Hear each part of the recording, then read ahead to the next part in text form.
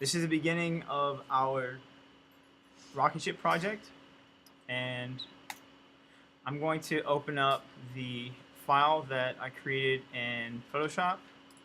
So let me just open a file. Where are you at? Block 1, spaceship, rocket ship, photo. Alright, so this is the images. These are the images. Alright. So the image on the left is exactly what we're going to create. Alright, I know that you guys have added your own twist to it, but I'm going to crop this and bring it into Photoshop, into Maya as an image plane. Alright, so it'll allow us to work directly from it. So I'll double click. File, save image as desktop. I'll save it as rocket ship, but it'll be a JPEG image. Save. Looks fine. And then I'll go right into Maya. I'll open up all 4 window views. And in my front view, I'm going to go to View. Alright, so View, Image Plane, Import Image. So I'll look for that image plane. Just open, and there we go.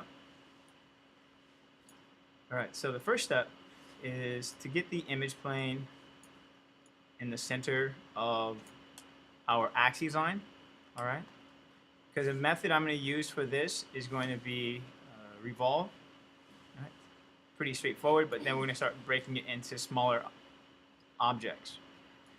And once I get this image plane in here, I'm going to push it to the right, because when I revolve this project or this image, I don't want there to be any sort of interference with that. All right. So I'm going to use a mixture of straight lines and curved lines, and I'll start from top to bottom. So we're going to use the Create EP Curve tool.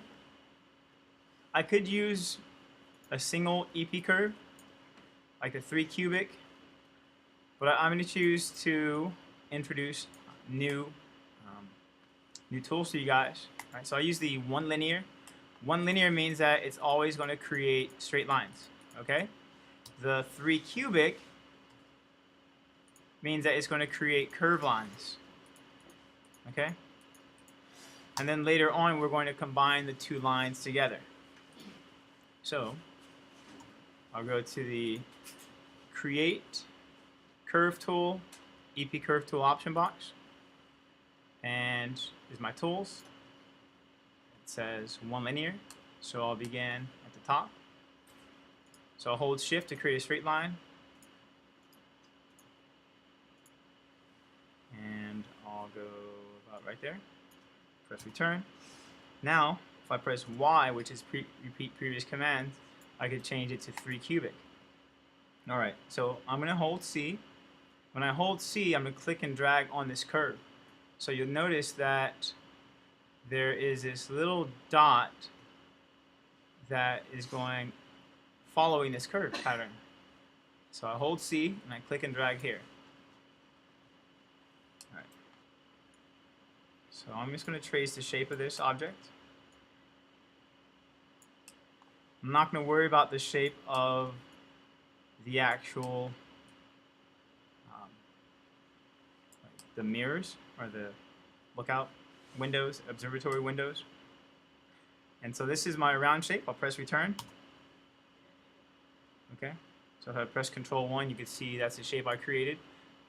If I wanted to modify that shape, you can right mouse click and hold, go to Control Vertex, and change the shape a little bit. Alright, perfect. So go to Object Mode, and now I'll go back to the 1 linear. I press Control 1, so I go back into my outliner, and then I'll hold C to snap it to that curve. I'll zoom in a little bit more. I'm going to hold shift. You can see that line right there. So I need to create the indentation of that rocket ship. And I want this part to be really straight.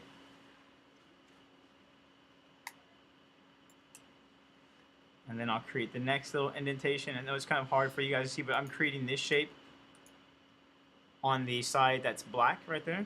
It's kind of hard to see. So I'll hold shift.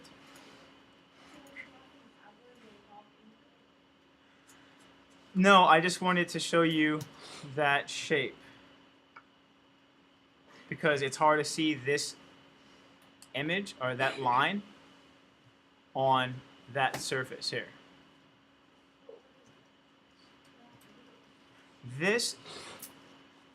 That line right there is going to create this crease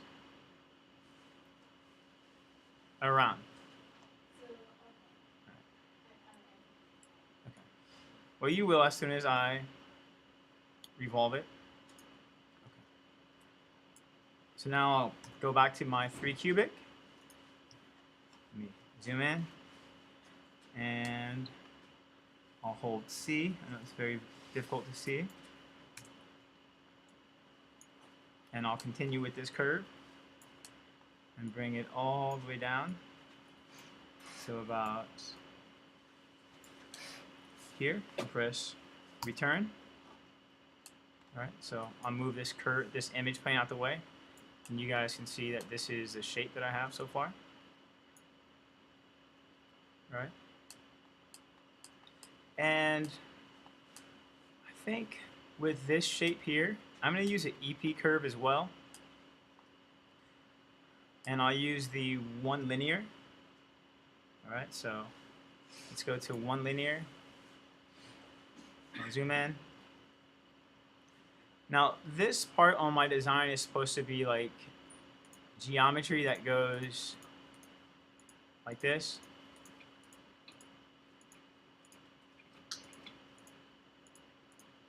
All right. That. Just kind of basic design, nothing too spectacular. And then I'll create the inside of the rocket and press return. So if I press Control 1, that's the shape. Now I'm not worried about like perfection in terms of like the same height of those little grooves. Okay. I want to select all of those and press R. Scale them to be the same.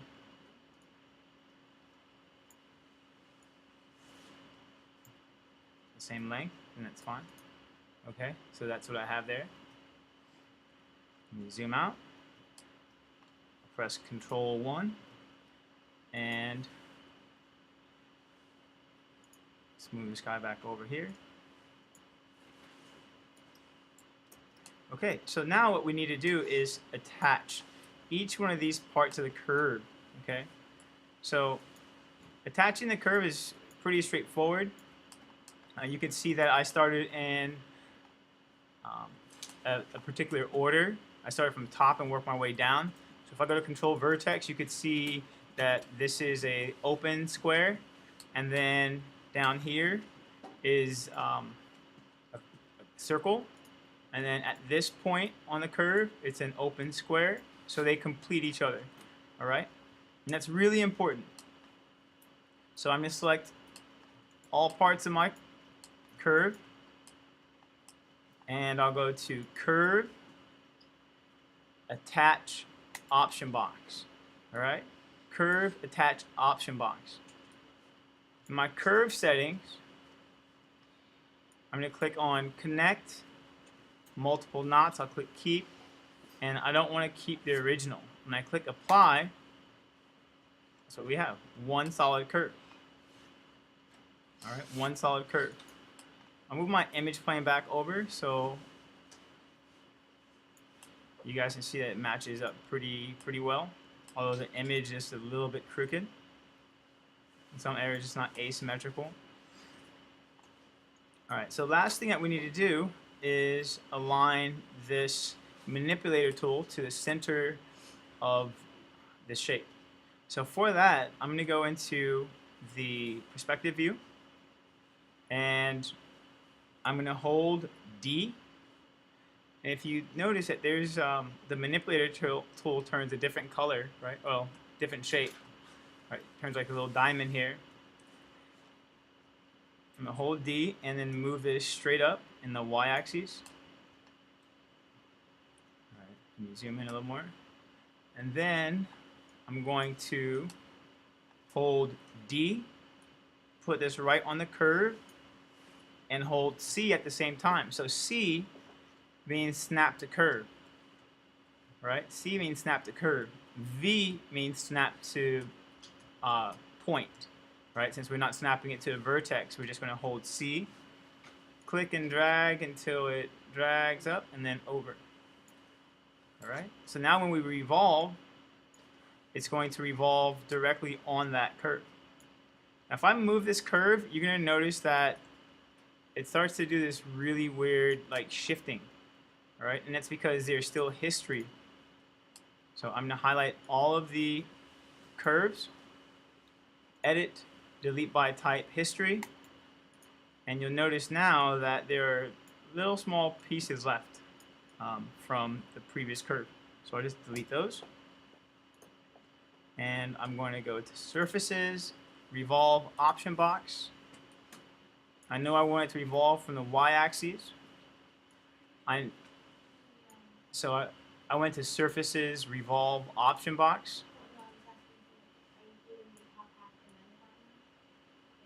Yeah, they're going to be two separate pieces. All right, so it's going to be from the y-axis. It's going to be polygon, quads, general. Okay, so by default, this is what your settings look like. If we revolved it like this, it's going to be a NURBS, which is not the way that I like to texture or model.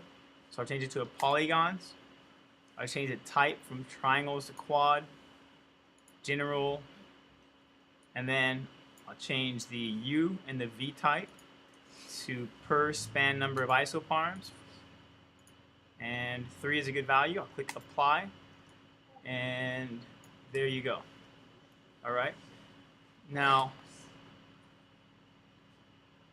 this is actually pretty good tessellation. But let me see if I change the value to 2. All right. So it's a little bit lower poly count. If I press 3, I'm going to lose some detail, like in this particular. So it's black because we have to reverse the normal. So let me go to Edit Mesh. Sorry, Mesh Display Reverse. And you can see I lost a lot of detail around the edges when I press 3. So what I'm going to have to do after here is add some Insert Edge Loop tools around this particular edge to help preserve that geometry. And I'll show you exactly what that looks like. So that's found under Edit Mesh. Mesh Tools, Insert Edge Loop Tool option box. I always like to reset the tool. And then I'm going to add an edge loop close to this edge. So now when I press 3, right, it's okay, but I need to add another edge loop directly underneath that geometry. So let's add one right about here. And you can see that it doesn't really fix the problem. So if you wanted this geometry to match that curve and not lose a lot of the detailed information, then I would suggest going into the Surfaces, Revolve option box, and then changing maybe the number of U to a value of 3, right? Or changing the number of V to a value of 3. Oops, sorry. Let's go ahead and press 3. Or we can increase that, but it's actually gotten a little bit better. If I add another edge loop right there, it should get closer to that original shape. All right, but the more tessellation that we add, then it's not going to be good for what purposes we're trying to achieve. So that's the basic shape of the rocket ship, and then in the next tutorial we'll go into breaking down some of these components, working on the actual rocket itself, and adding some more detail.